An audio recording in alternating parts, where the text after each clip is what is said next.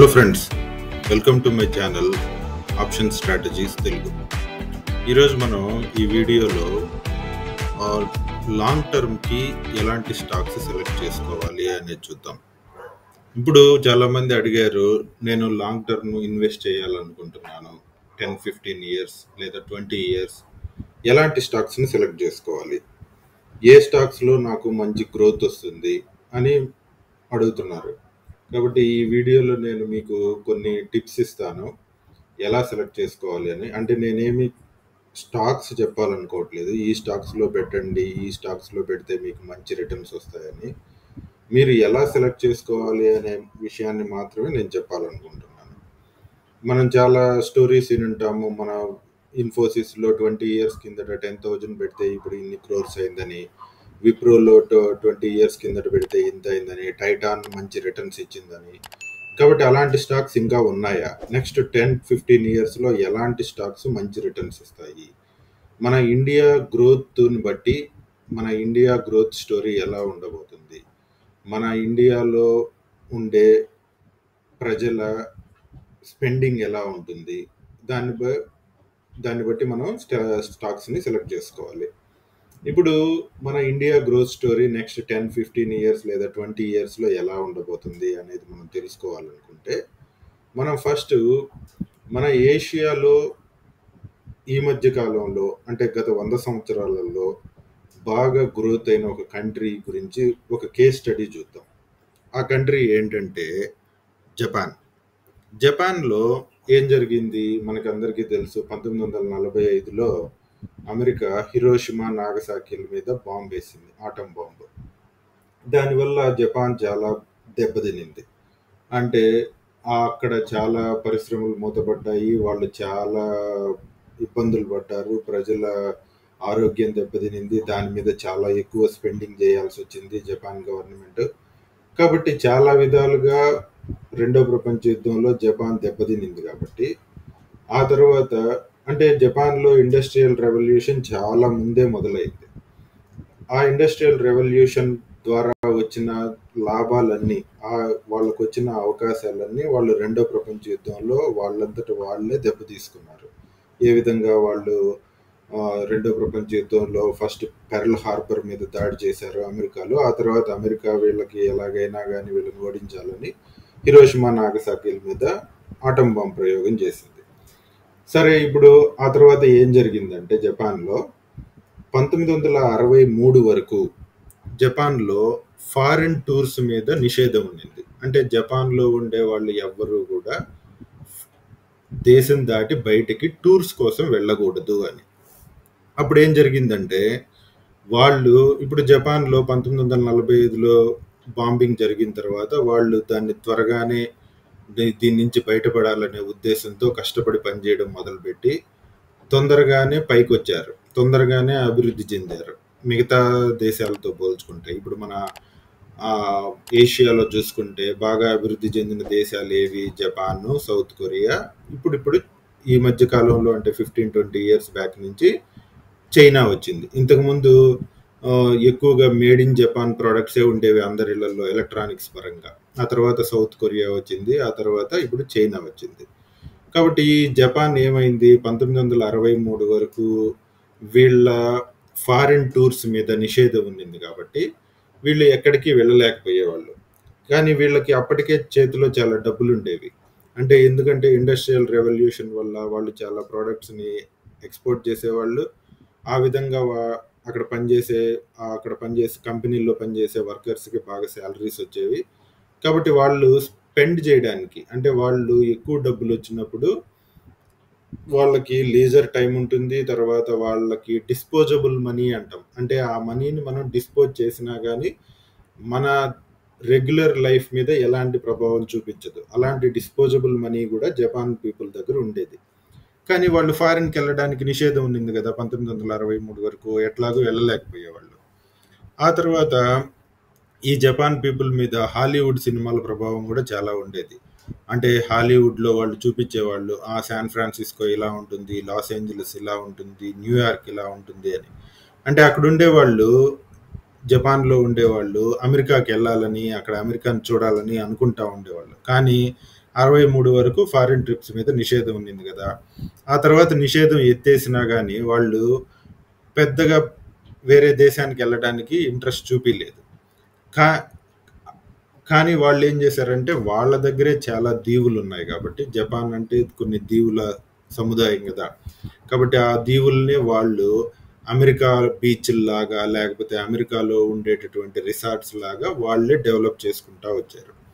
ఆ తర్వాత ఏం జరిగిందంటే 1990కి వచ్చేటప్పటికి వీళ్ళందరి దగ్గర బాగా డబ్బులు వచ్చేసాయి. అంటే వాళ్ళు జపాన్ ఈ వరల్డ్ వార్ జ్ఞాపకాలన్నిటిని మర్చిపోయి వాటి నుంచి బయటపడి చాలా బాగా అభివృద్ధి చెందింది.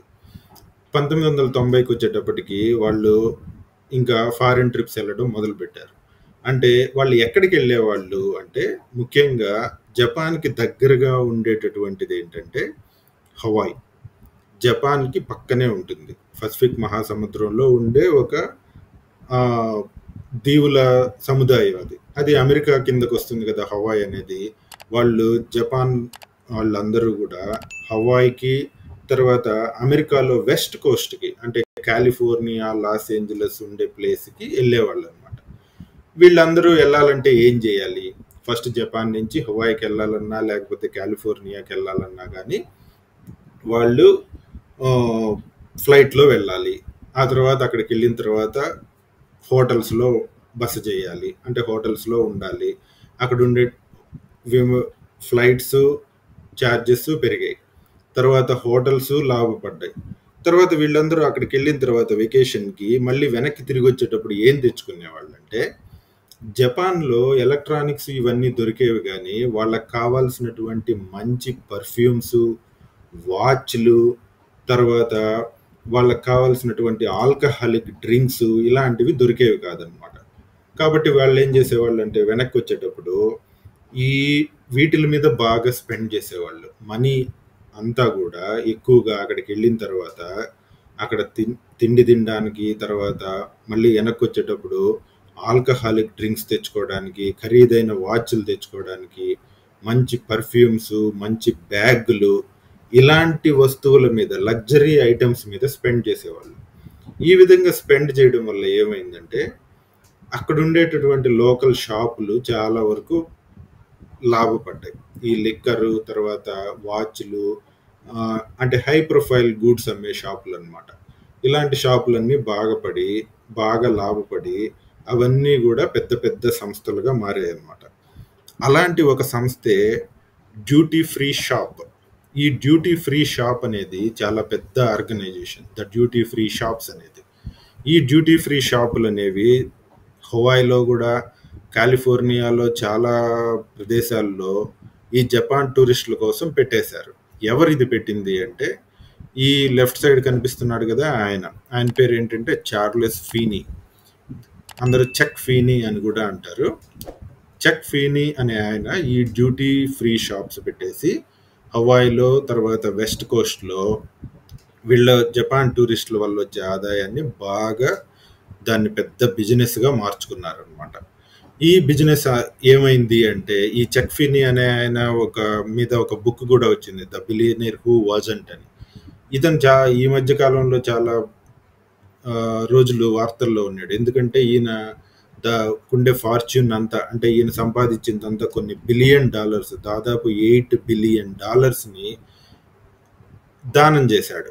అందువల్ల ఈయన చాలా రోజులు వార్తల్లో ఉన్నాడు. లాస్ట్ అక్టోబర్లో, అంటే 2023 అక్టోబర్లో ఆయన చనిపోయాడు. ఓకే, ఈయన్ని చాలా పెద్ద ఫిలాంథ్రఫిస్ట్ అంటారు. అంటే చాలా మంది కంటే కూడా అతనికి ఉండే మొత్తం ఆస్తిని అంతా కూడా దానం చేసేసాడు అనమాట. ఆ విధంగా చాలా సింపుల్ లైఫ్ గడిపాడు, కానీ ఇంత పెద్ద బిజినెస్ని డెవలప్ చేశాడు. డ్యూటీ ఫ్రీ షాప్స్ అనే బిజినెస్ని డెవలప్ చేశాడు. తర్వాత అట్లాంటిక్ ఫిలాంథ్రఫీస్ అనే సంస్థను పెట్టి తనకుండే యావదాస్తిని అట్లాంటిక్ ఫిలాంథ్రఫీస్కి ట్రాన్స్ఫర్ చేసి దాన్ని మొత్తానికి కూడా చాలా దేశాలలో ఎడ్యుకేషన్కి, తర్వాత బేసిక్ నీడ్స్ డెవలప్ చేయడానికి యూజ్ చేశారు. అంతటి గొప్ప ఆయన మీద book the billionaire who wasn't అని కూడా వచ్చింది. సరే, ఇదంతా మనం ఎందుకు చెప్పుకుంటున్నాం అంటే ఏదైనా ఒక దేశంలో ప్రజల యొక్క ఆదాయం పెరిగితే వాళ్ళు ఎలాంటి విషయాల మీద స్పెండ్ చేస్తారు, ఎలాంటి వస్తువుల్ని వాళ్ళు కొనుక్కోవాలనుకుంటారు.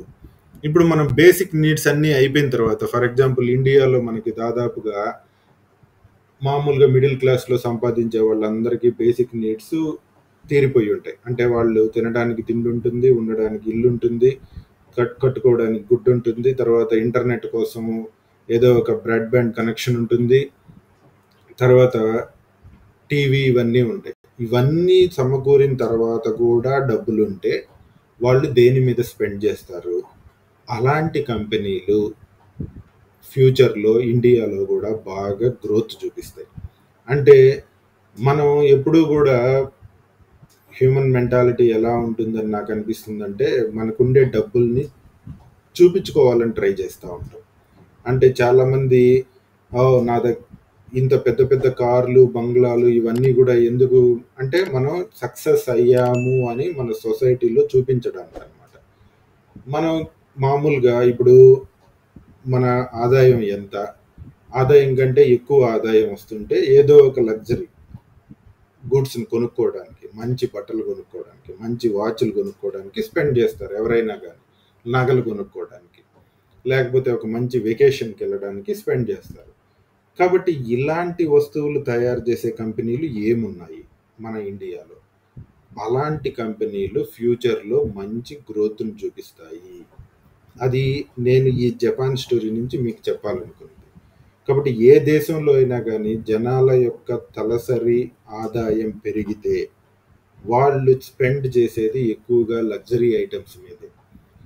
ఎందుకంటే బేసిక్ నీడ్స్ అన్నీ కూడా తీరిపోయి ఉంటాయి వాళ్ళకి. అప్పటికే వచ్చే ఆదాయాన్ని అంతా కూడా వాళ్ళు లగ్జరీ ఐటమ్స్, అంటే వెకేషన్స్కి వెళ్ళడం, లేకపోతే నగలు కొనుక్కోవడం, వాచ్లు కొనుక్కోవడం, లేకపోతే బయట రెస్టారెంట్లలో ఫుడ్ తినడం, ఇలాంటి వాటి మీద స్పెండ్ చేస్తారనమాట. మంచి వెహికల్స్ కొనుక్కోవడం లాంటి వాటి మీద. కాబట్టి మన ఇండియాలో అలాంటి కంపెనీలు ఏమున్నాయి ఫ్యూచర్లో? అంటే నెక్స్ట్ 10, 15, 20 ఇయర్స్లో ఏ కంపెనీలు అలాంటి మ్యాసివ్ గ్రోత్ని చూపిస్తాయి అని మనమే ఆలోచించుకొని మన చుట్టూ ఉండే వాటిని పరిశీలిస్తే మనకు అలాంటి కంపెనీలు కళ్ళ ముందే కనిపిస్తాయి. ఏ ఏ కంపెనీలు అలాంటి బిజినెస్ల్లో ఉన్నాయి, ఏ ఏ కంపెనీలు మంచి ఓనర్స్ చేతుల్లో ఉన్నాయి, అలాంటి కంపెనీలు ఫ్యూచర్లో మంచి గ్రోత్ చూపిస్తాయి. ఇప్పుడు చూస్తే మనం ఇది వరల్డ్ బ్యాంక్ నుంచి తీసుకున్న డేటా. వరల్డ్ బ్యాంక్ వాళ్ళు 2022లో మన తలసరి ఆదాయం ఎంత ఉందంటే $2,410 ఉంది అని చెప్పారు. అంటే ఇప్పుడు దాదాపుగా 2024లో మన ఆదాయం $2,700 దాకా ఉండొచ్చు. ఈ యుఎస్ తలసరి ఆదాయం ఎంత అంటే $30,000 దాకా ఉంది. కానీ మన ఆదాయం ఎక్కడుంది ఇప్పుడు? $2,700 ఉంది. ఈ $2,700 అంటే మనం 1960లో చూసుకుంటే చాలా తక్కువ ఉంది కదా. ఇది 1960 నుంచి 70, 80, 90, 2000 ఇట్లా గ్రోత్ అవుతూ ఉంది. మన తలసరి ఆదాయం పెరుగుతూ ఉంది. ఏ దేశంలో అయినా కానీ ప్రజల తలసరి ఆదాయం పెరిగితే మొదట 2000, ఇప్పుడు మన దేశం ఇప్పుడు 2,500 రేంజ్లో ఉంది కదా. $2,500 ఉంది మన తలసరి ఆదాయం. ఈ తలసరి ఆదాయం $2,500 నుంచి $5,000 మధ్యలో ఉంటే, అంటే $5,000కి గ్రోత్ అయితే, మన తలసరి ఆదాయం $5,000 కానీ అయితే, ఈ 140 కోట్ల మంది తలసరి ఆదాయం ఒక్కొక్కరిది $5,000 కానీ అయితే, అప్పుడు చూడండి ఎంత మ్యాసివ్ గ్రోత్ ఉంటుందో చాలా కంపెనీలలో. అంటే ప్రతి ఒక్కరూ కూడా సూపర్ మార్కెట్లకో, మాల్స్కో వెళ్ళి అక్కడ ఉండే వస్తువులు కొనుక్కుంటారు. అవి ఎలా ఉన్నాయి అనేది చూస్తూ ఉంటారు. వాటిని యూజ్ చేయాలనే కోరిక ప్రతి ఒక్కరికి ఉంటుంది. కానీ ఆదాయం లేక చేయలేరు. కానీ ఆదాయం పెరిగితే ఖచ్చితంగా వాళ్ళందరూ కూడా అక్కడ మనకు లభించే సర్వీసులన్నిటిని ఒకసారైనా కానీ వాటిని ఎలా ఉంటాయో చూడాలని ప్రతి ఒక్కరూ కోరుకుంటారు. కాబట్టి అలాంటి కంపెనీలు ఏమున్నాయి? ఇప్పుడు మామూలుగా అందరూ చెప్పేది ఏంటంటే 2,500 నుంచి $5,000 వరకు పెరుగుతూ ఉంటే పర్ క్యాపిటల్ ఇన్కమ్, తలసరి ఆదాయం ఎఫ్ఎంసిజి స్టాక్స్లో, అంటే fast moving consumer goods stocks బాగా పెరుగుతాయి. అంటే ఎఫ్ఎంసిజి స్టాక్స్ మన దగ్గర ఏమున్నాయి? ఐటీసీ, వాళ్ళు మనకెక్కడ సూపర్ మార్కెట్‌కి పోయినా అన్ని ఐటీసీ వాళ్ళు తయారు చేసిన బిస్కెట్‌లు, చాక్లెట్‌లు, ఆట అన్నీ కనిపిస్తాయి. తర్వాత హిందుస్థాన్ యూనిలీవర్ లిమిటెడ్, హెచ్‌యుఎల్, తర్వాత కోల్గేట్ పామోలివ్ ఇట్లాంటి కంపెనీలన్నీ కూడా మనకి ఎఫ్ఎంసీజీ కిందకొస్తాయి.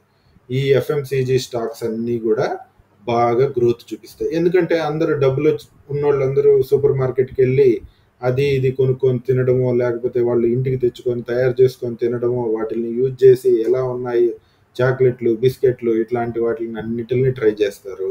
అలాంటి స్టాక్స్ మంచి గ్రోత్ ఇస్తాయి. తర్వాత $5,000 దాటిన తర్వాత ఇంకా కూడా లగ్జరీ గూడ్స్ మీద బాగా ఎక్కువ స్పెండ్ చేయడం పెరుగుతుందన్నమాట. కాబట్టి మన పర్ క్యాపిటా ఇన్కమ్ పెరుగుతూ ఉంది కాబట్టి ఇలాంటి స్టాక్స్ అన్నీ కూడా అంటే జనాలకి కావాల్సిన లగ్జరీ ఐటమ్స్ తయారు చేసే కంపెనీలన్నీ కూడా బాగా పెరుగుతాయి అనేది ఫ్యూచర్లో ఒక నమ్మకం.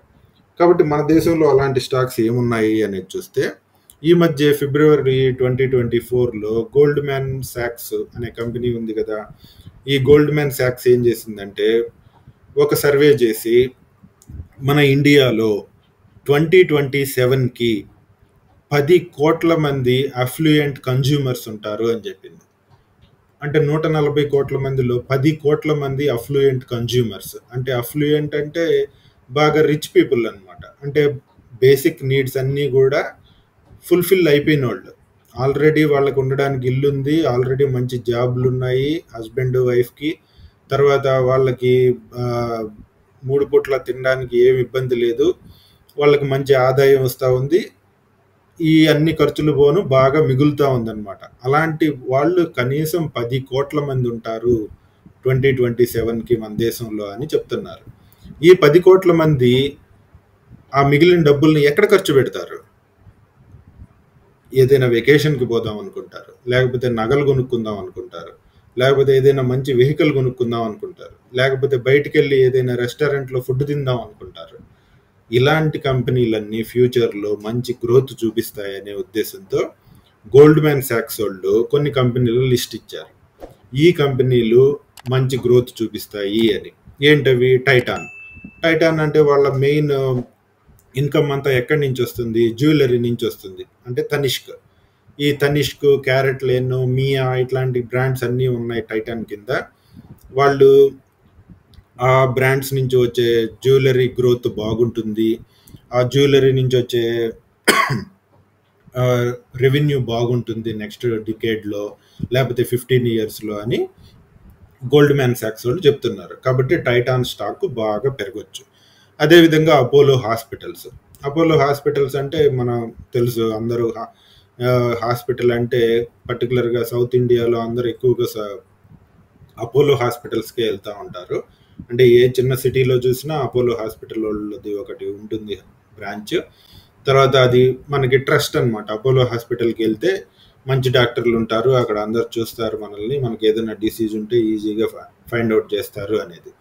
కాబట్టి అపోలో హాస్పిటల్ స్టాక్ కూడా బాగా పెరగచ్చు. ఫీనిక్స్ మిల్స్ అంటే ఫీనిక్స్ మాల్స్ ఉన్నాయి ప్రతి చోట, ప్రతి సిటీలో కూడా ఇప్పుడు ఫీనిక్స్ మాల్స్ అనేవి ఒక బెంగళూరులోనే 5-6 మాల్స్ ఉన్నట్టున్నాయి. ఈ మధ్య ఫినిక్స్ మాల్ ఆఫ్ ఏషియా అనేది కూడా ఒకటి కట్టారు. కాబట్టి అట్లా ఫినిక్స్ మాల్స్ కట్టేవాళ్ళు అంటే అందరూ డబ్బులు ఉండే వాళ్ళంతా మాల్కి వెళ్ళి ఎక్కువగా స్పెండ్ చేస్తూ ఉంటారు కదా. ఆ విధంగా ఫినిక్స్ మాల్స్ అంటే ఫినిక్స్ మిల్స్ లిమిటెడ్ వాళ్ళు నిర్వహించే Phoenix malls. Make my trip, అందరూ ఎక్కువగా ఫ్లైట్స్ బుక్ చేసుకుంటూ ఉంటారు, తర్వాత వెకేషన్స్ బుక్ చేసుకుంటూ ఉంటారు. తర్వాత జొమాటో, అందరికీ తెలిసిందే ఫుడ్ ఆర్డరింగ్ యాప్. అంటే స్విగ్గీ కూడా త్వరలోనే ఐపీఓకి వస్తుంది అంటున్నారు. అప్పుడు ఐపీఓకి వస్తే స్విగ్గీ కూడా యాడ్ అవుతుంది దీనికి. Devyani international limited, sapphire foods limited, KFC, pizza hut, taco bell లాంటి ఫాస్ట్ ఫుడ్ చైన్స్ అన్నీ కూడా వీళ్ళ కిందే ఉన్నాయి. Devyani international limited, sapphire foods limited. కాబట్టి అందరూ కూడా డబ్బులు ఉండేవాళ్ళు ఏదో ఒకటి ట్రై చేయాలనుకుంటారు కదా.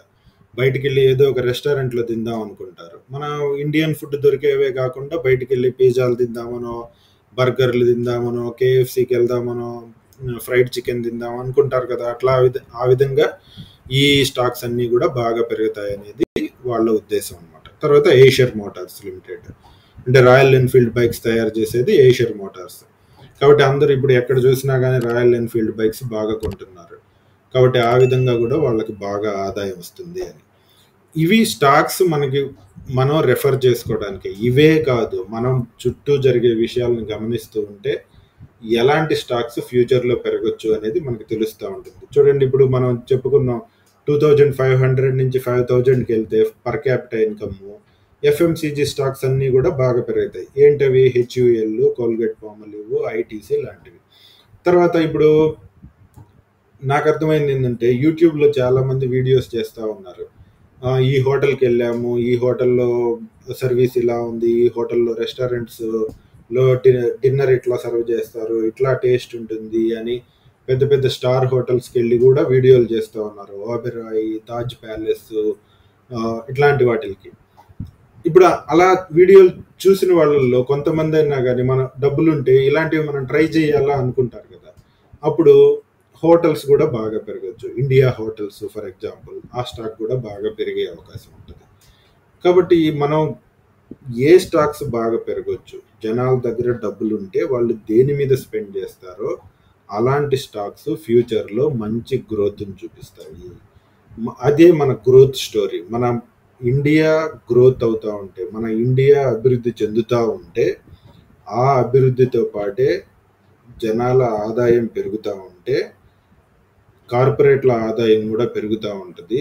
అదేవిధంగా ఆ ఆదాయాన్ని వాళ్ళు కూడా మళ్ళా ఎంప్లాయీస్కి డిస్ట్రిబ్యూట్ చేస్తూ ఉంటారు. ఆ ఆదాయం మళ్ళీ కూడా సిస్టంలోకి వస్తూ ఉంటుంది. ఇది ఒక చైన్ అన్నమాట.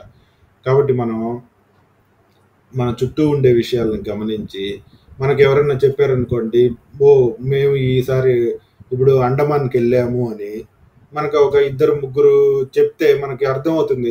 ఎట్లా బుక్ చేసుకున్నారు అని అడిగితే మేము మేక్ మై ట్రిప్ ద్వారా బుక్ చేసుకున్నాము అని చెప్తే, మేక్ మై ట్రిప్ ద్వారా అందరూ వెకేషన్స్, ఫ్లైట్స్ బుక్ చేసుకుంటున్నారు. కాబట్టి మేక్ మై ట్రిప్కి బాగా ఆదాయం వస్తుంది. మనకి అందరికీ తెలుసు, మనం టైటాన్కి వెళ్ళి అంటే తనిష్క్కి వెళ్ళి జ్యువెలరీ కొంటా ఉంటారు. తనిష్క్ అంటే ఇట్స్ అండర్ టైటాన్ కదా. టైటాన్ అంటే టాటాల చేతిలో చాలా ఎక్కువ పర్సెంటేజ్ ఆఫ్ స్టాక్ ఉంది టైటాన్ది. టాటాస్ అంటే ట్రస్ట్ అని మనం నమ్ముతాం కాబట్టి ఇండియాలో ఎప్పుడైనా జ్యువెలరీ కొనాలనుకున్నప్పుడు ఎవరైనా కానీ నమ్మకం ఉన్న చోటే కొంటారు. తనిష్క్ అంటే ఒక ట్రస్టెడ్ బ్రాండ్ అని ఏర్పడింది. కాబట్టి అందరూ తనిష్క్కి వెళ్ళి అక్కడ కొద్దిగా ఎక్కువ మేకింగ్ ఛార్జెస్ ఇస్తారు, ఎక్కువ సర్వీస్ ఛార్జ్ చేస్తారని తెలిసినా కానీ అక్కడ కొన్న బంగారాన్ని నమ్మొచ్చు అనే ఉద్దేశంతో అందరూ తనిష్క్కి వెళ్ళి కొంటా ఉంటారు. ఈ విధంగా జనాల దగ్గర ఎక్కువ డబ్బులు వచ్చినప్పుడు ఇంకా ఎక్కువ నగలు కొంటారు. ఆ విధంగా టైటాన్ యొక్క స్టాక్ కూడా పెరుగుతూ ఉంటుంది. చాలా మంది చెప్పేది ఏంటంటే, Titan is still in embryonic stage, అంటే ఇంకా కూడా అది పెరిగే దశలోనే ఉందన్నమాట. ఇంకా చాలా గ్రోత్ని అది చూస్తుంది అనేది అనమాట ఫ్యూచర్లో. కాబట్టి ఈ స్టాక్సే కాకుండా మీరు ఇంకా ఫైండ్ అవుట్ చేయండి, మీరు ఇంకా రీసెర్చ్ చేయండి, ఆ స్టాక్స్లో సిప్ చేస్తూ ఉండండి. అప్పుడు మీకు ప్రైస్ యావరేజ్ అవుతూ ఉంటుంది. కాబట్టి లాంగ్ టర్మ్లో మీకు మంచి గ్రోత్ కనిపిస్తుంది. ఓకే, కాబట్టి మీరు ఏ స్టాక్స్లో ఇన్వెస్ట్ చేస్తున్నారు, ఏ స్టాక్స్ మీకు ఫ్యూచర్లో మంచిగా అనిపిస్తాయో చెప్పండి నాకు. ఓకే, మనం డిస్కస్ చేద్దాం ఇన్ ద కామెంట్స్లో. Okay, thank you. Happy investing. By.